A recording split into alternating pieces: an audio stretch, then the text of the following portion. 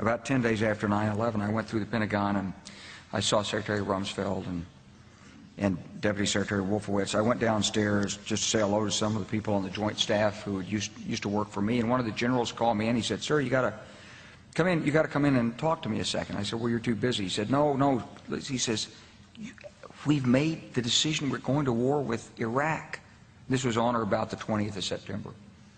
I said, "We're going to war with Iraq. Why?" He said, "I don't know."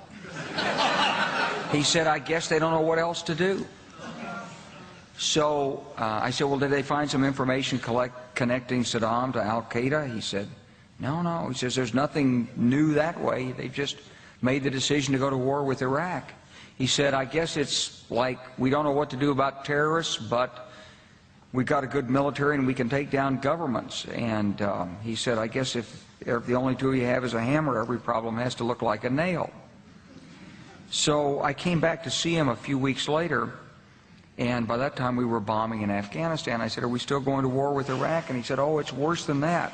He said, he reached over on his desk, he picked up a piece of paper, and he said, I just got this down from upstairs," meaning the Secretary of Defense's office today, and he said, "This is a memo that describes how we're going to take out 7 countries in 5 years, starting with Iraq and then Syria, Lebanon, Libya, Somalia, Sudan, and finishing off Iran."